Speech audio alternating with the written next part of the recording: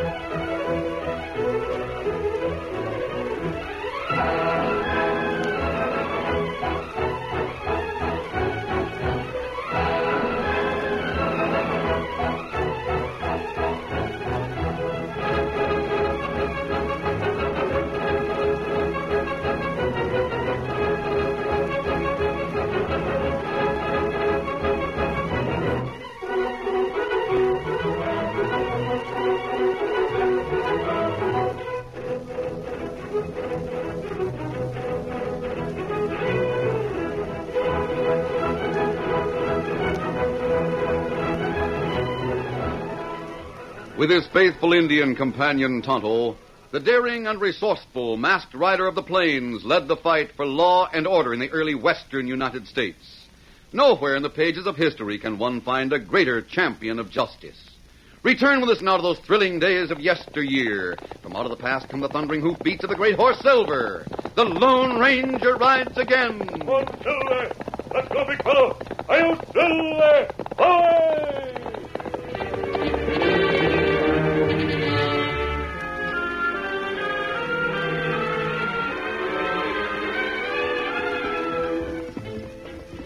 For a good many days, the Lone Ranger and his Indian companion Tonto had been riding northward with little rest. It was not until they were almost at their journey's end that Tonto finally asked a question that had bothered him since they left their camp in the Enchanted Hills. Kimasabi, Yes? you not say where we heading, or why we ride to north? Hello. I wanted to see how long it would be before you'd ask me that. You waited a long time. Oh, if you not want to say... I'll tell you now. We're going to Fort Laramie. Fort Laramie? Yes. You've heard of it, of course. Oh, me hear Fort. But why we go there? You remember some days ago we stopped at the mission to see the Padre? Uh-huh. While you were out watering the horses, the Padre showed me a letter from Colonel Howard, who's in command at Fort Laramie. Colonel Howard. Him same one who was at Fort Davis? Yes. Colonel Howard asked the Padre to get in touch with me. The letter had arrived that morning and said that Colonel Howard was very anxious to see me personally. Well, him not have you ride long distance, if it's not important, Kimasabi. Yes, I know, Tonto. I feel certain it must be a very important matter. That's why we set out immediately. We'll reach Fort Laramie by sundown if we push a bit. I'm anxious to know why the Colonel sent for me. Come on, Silver. Come up, Scout.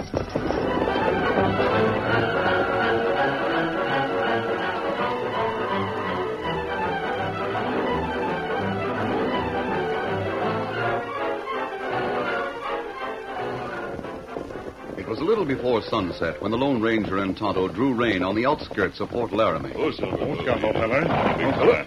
Oh, why we stop, Kimasabi? Before approaching the fort, Tonto, I want to put on a disguise under my mask. Oh, that wise. Me help you. I'll get the kit from my saddlebag. Here, hold my mask, Tonto. Me take it. I'll apply a bit of this berry dye you made up. No, you put scar in face, maybe? Yes, I'll have you fix that in a minute.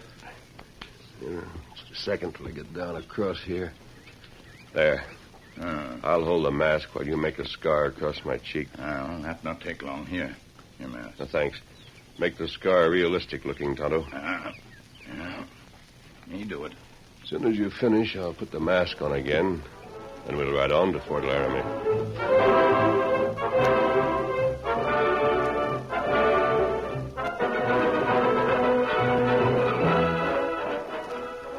It was a short time later when one of the troopers at Fort Laramie entered the colonel's quarters.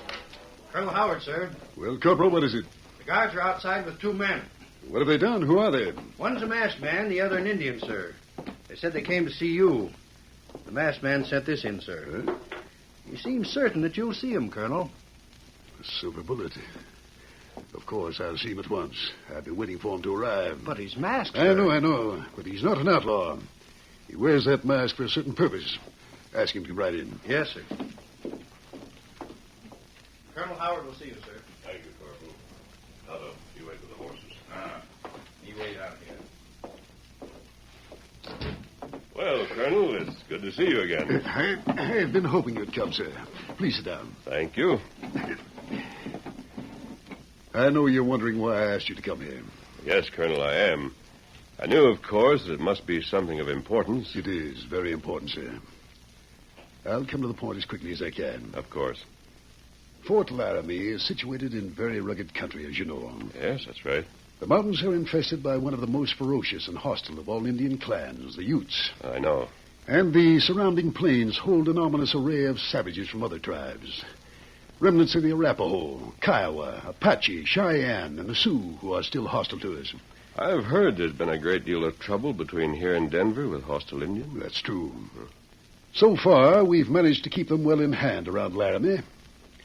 But it means continued vigilance on the part of my troopers to keep the Indians in check. I can well believe that, Colonel. On the other hand, this territory has become a stronghold for outlaws. Yes, so I've heard.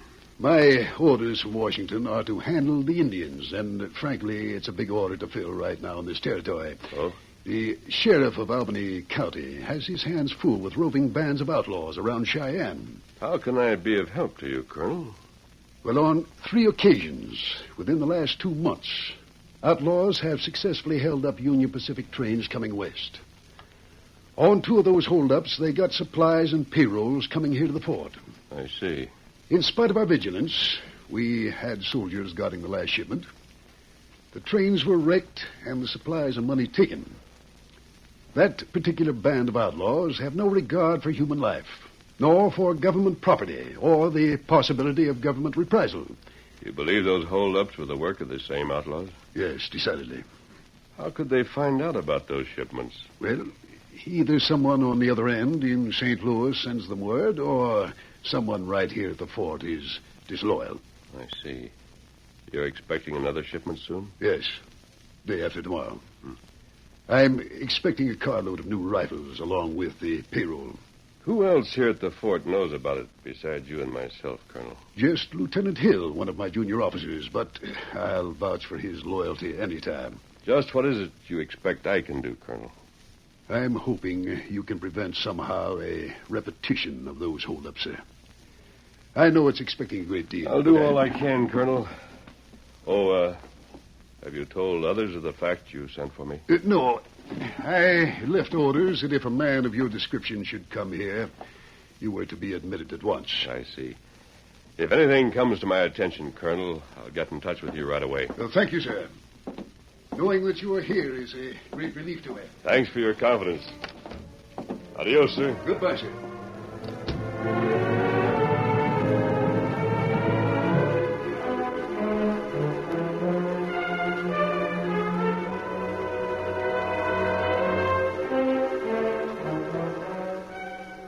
Meantime, in a hideout in the mountainous region outside of Laramie, a heavy-set man by the name of Greg Beeler, an outlaw chief, sat in his headquarters talking to a hard-featured young man who had just entered. Well, Nolan, got any news for me this time? That depends on what you call news, Greg.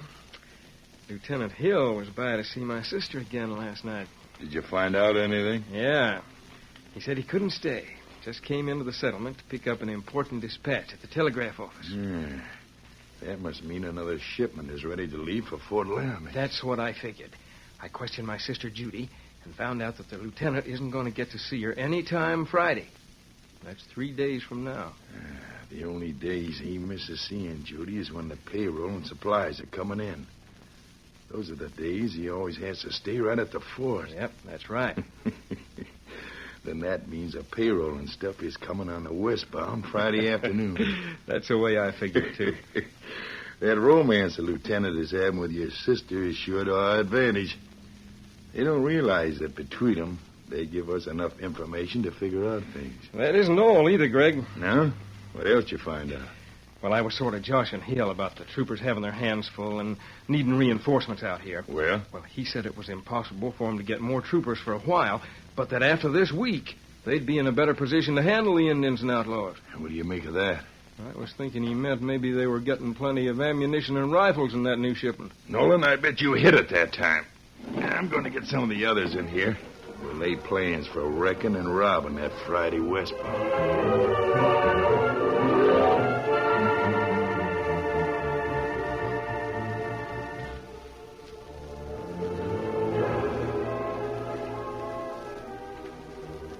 After leaving the fort, the Lone Ranger and Tonto went into the hills and made camp. The Lone Ranger told his Indian companion the result of the meeting with Colonel Howard. You think maybe Lieutenant take word to outlaws, Kemosabe? The colonel says he trusts Lieutenant Hill, Tonto. Of course, it's possible that Hill is disloyal in spite of how the colonel feels about it. Oh, that's right. I'll get a description of Hill. Then we can keep an eye on him. The outlaws are getting information from someone. That's certain. I'll talk to the colonel again in the morning. The outlaws are planning to hold up that train. We've got to get a line on them.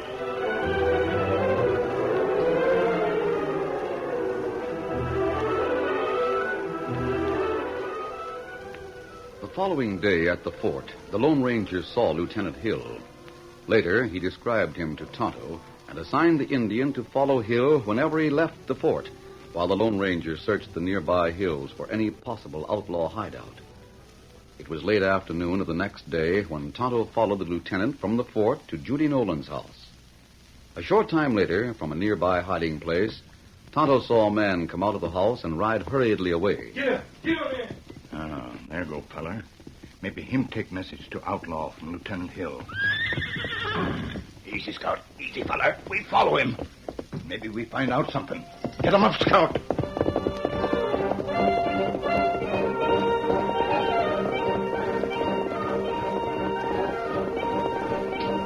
Tonto followed Nolan for several miles. Finally, coming around a bend in the trail, he discovered Nolan was not in sight. Since the trail was hard and dry, Tonto had to stop to check on the hoof prints of Nolan's horse. Oh, Scout. Oh, feller. Oh, here. We look for signs, Scout. Here. Here, hoof prints. Fella, go on trail further. Now. Get him up, Scout. Tonto rode on slowly, watching for the place where Nolan had possibly turned off the trail. He approached a spot along the trail where there were many boulders on the hillsides. Suddenly... Oh, Scout. Oh, fella. Easy, fella. Turn around and go back, Injun, or I'll tell you for the left. I got you covered from behind this boulder. Tonto heard the voice, but he couldn't see Nolan, who was well hidden behind one of the boulders. He sat motionless for a moment, feeling that perhaps if he did turn around to go back, he might get a bullet between his shoulders from behind. You heard what I said, Injun? Turn around and get going. The Indian's keen eyes moved in the direction from which the voice had come. This time, Tonto saw the glint of a gun over the top of one of the low boulders. Then his motionless figure sprang into fast action. Me not turn back.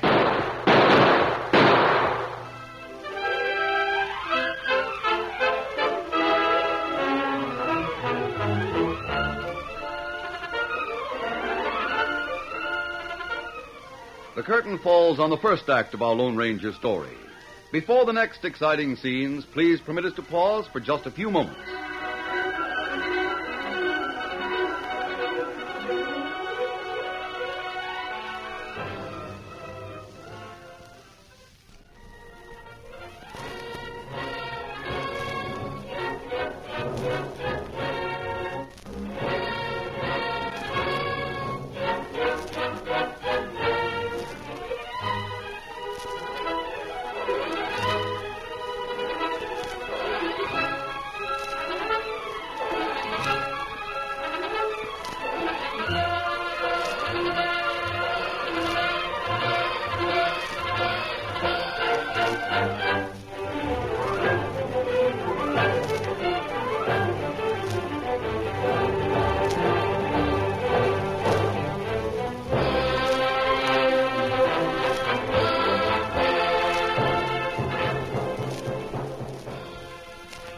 Now to continue our story.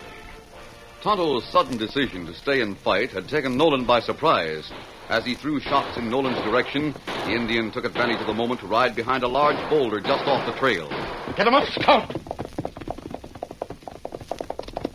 Oh, Scout, oh, fella. Him plenty surprised, Scout. Fella riding away in a hurry. Maybe lead us into another ambush. We go back and tell Lone Ranger. Get him up, Scout.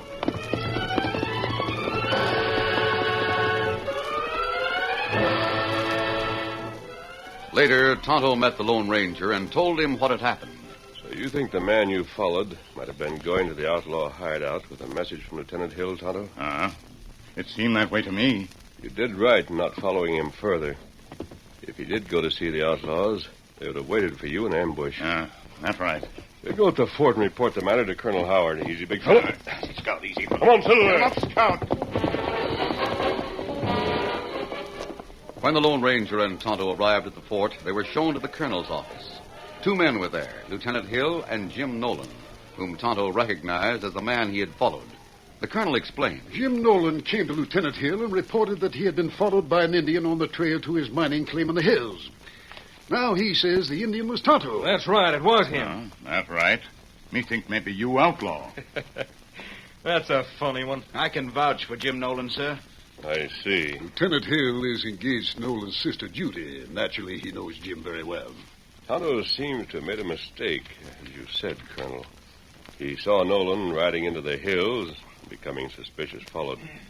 I understand there was shooting. Sure. As soon as I found out an Injun was following me, I decided not to take any chances. I warned him with a bullet and told him to turn back. That's right. Well, fortunately, no harm was done. Jim came right here to the fort and told me about it. Thinking your friend might be a hostile Indian. If I was in with outlaws, I sure wouldn't come here like that, mister. Maybe not. Why do you say that? Oh, no reason at all. Forget it, Nolan.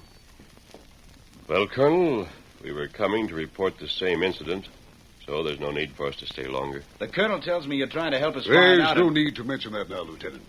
Of course, sir. We'll leave now. Goodbye, Colonel. Goodbye, sir. Come along, fellow.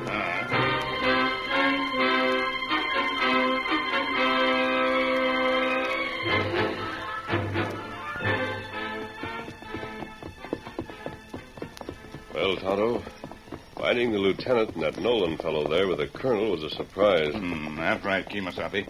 The lieutenant talks too freely in front of Jim Nolan. You think him tell truth about going to mine claim? Could be. But I'm still not satisfied about either him or the lieutenant. And what we do now, Kemosabe? Those two are working together for the benefit of outlaws. They'll be on guard against us from now on. We'll camp for the night. Tomorrow's the day the payroll train comes through. We get up at dawn and investigate the railroad right-of-way between Red Gap and Fort Laramie, where the other holdups took place.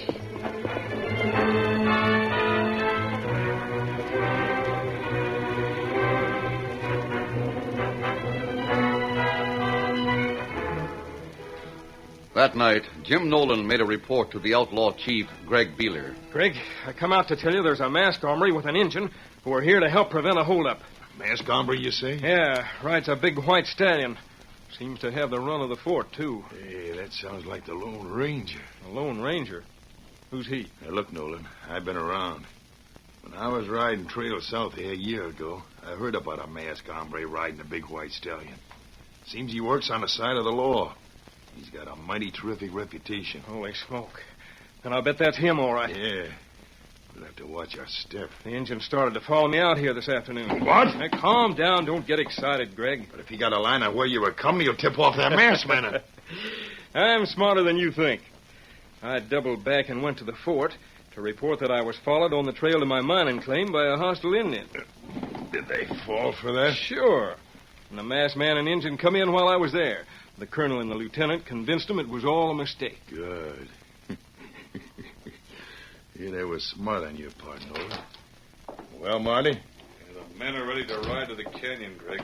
The moon's come up, so it'll be easy doing what we have to do. Good. I'll go along to see that it's done right. Sure. You'll have to tell us just how it's to be fixed. Want me to go along, too? No, you better get back home. Just in case someone's snooping on you. Come out and join up with us in the morning. All right. We'll get those rifles and payroll in spite of that masked man. See you in the morning.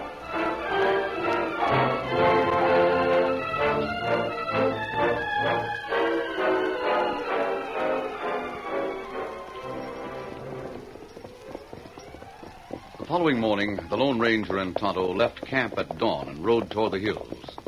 What Colonel planning to do, Kimasabi? If train come today with payroll, maybe even have troopers waiting for outlaws. The colonel plans to send what few troopers he has available to Red Gap to board the train, Tonto. Others will be at the station to unload the rifles when they arrive. You think maybe outlaws try to hold up train? Oh, that's hard to say. But since they were successful twice, there's every reason to believe they'll attempt it again. The colonel thinks so, or he wouldn't have sent for us. That's right. I didn't like the looks of Jim Nolan last night when we met at the fort. I still think his connection with Lieutenant Hill is a perfect setup for getting information to the outlaws. Well, if you not trust Nolan, why we not watch at his house some more? Nolan would be on guard. He'd lead us on a wild goose chase while the outlaws went ahead with their plans. Oh, that's right. Oh, Silver, both got fella. Easy now. Why we stopping, Kimasabi? There's the railroad tracks just ahead of us, Tonto. Oh, yeah. Tracks run through small rocky canyon just ahead. Yes, I know. You take the trail that goes around that ridge, Tonto. I'm going to ride through the canyon to inspect the right-of-way. We'll meet at the other end. Keep your eyes open. Come on, Silver. Come on, Scout.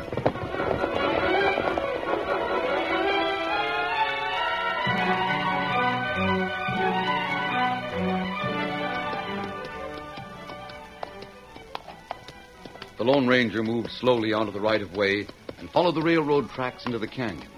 The steep, slanting sides of the small canyon were covered with large boulders and scrub brush, providing a secure hiding place and vantage point for anyone who might want to watch the railroad tracks below. Easy, big fella. Thinking Silver's whinny had been a warning, the Lone Ranger glanced keenly at the slopes on each side, but saw nothing. Then once again he fastened his eyes on the right-of-way. Suddenly he saw something that set his nerves tingling. The spikes had been removed from one small section of the rails, enough to throw the train, which was due at any moment, smashing into the rocky side of the canyon. The Lone Ranger didn't change his expression or Silver's pace. He knew now that Silver's whinny had been a warning that the many boulders hid outlaws waiting to swoop down on the wrecked train. He knew, too, that they were probably watching him, waiting to see if he discovered their plan. Steady, fella. Slowly he rode onward, giving no sign of what he had discovered, until he heard a sound that called for immediate action. The train's coming. I'll have to stop it before it comes around the bend. Come on, Silver.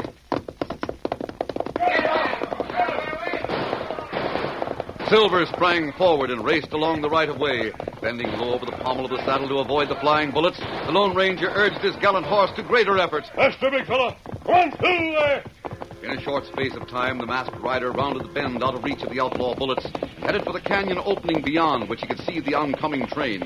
Removing his neckerchief, he waved it over his head as he rode in the middle of the tracks toward the shrieking iron monster. They've got to stop. They've got to. Come on, Silver.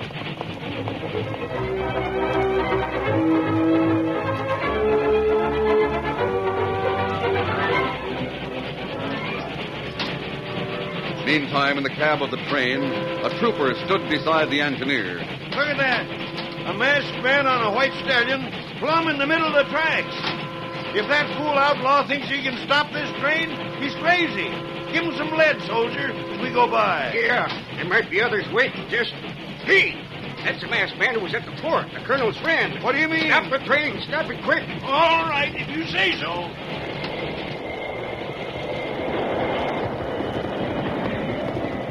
Oh, Silver, whoa! The tracks have been tampered with. The canyon's full of outlaws. Holy mackerel. We'd have been wrecked. How many troopers are on the train? About 20, back in the first car. We all got on at Red Gap. Get those troopers off now. Then back the train to Red Gap. Hurry before the outlaws have a chance to get their horses. Right. I got a bill here to give them warning. Have them come on the run. Oh, stop, fella. Oh, Kimasabi. Otto, take a couple of troopers. Right along the left rim of the canyon. Scatter any outlaw horses you find there. Hurry. Me do We'll it. send a couple of troopers along the right rim to do the same thing. and the rest of us will go into the canyon.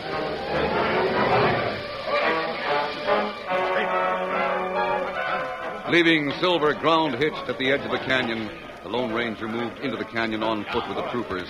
He had them scatter, spreading out along the sides of the canyon, firing at anybody they saw among the boulders. Moving slowly forward, the troopers made every shot count.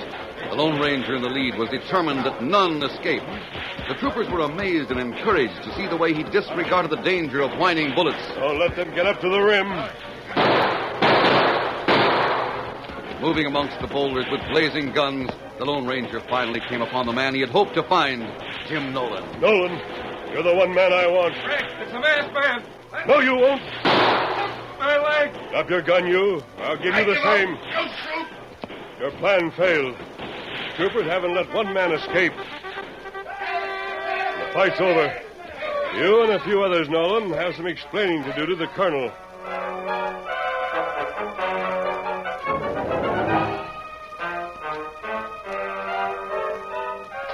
Later in the colonel's headquarters at Fort Laramie. Colonel, I'm glad that Nolan has cleared Lieutenant Hill of any disloyalty by his confession. I'm sure the lieutenant will be careful of what he says from now on when he visits his lady. Colonel, I didn't realize Jim Nolan could do such a thing. He took advantage of your friendship, Lieutenant. And was smart enough to figure things out without having you say much. I'm sure, though, that Miss Nolan is all you think she is. It's unfortunate that she has such a weak brother. Thank you, sir. Tonto is waiting outside, so I'll leave now, Colonel. Well, thank you for what you've done, sir. Thanks aren't necessary. Adios. Goodbye, Goodbye. Colonel, I've never met a man like him before. You've never told me exactly who he is. sir. Frankly, I don't know, Lieutenant. All I do know is that he's known far and wide throughout the West as the Lone Ranger.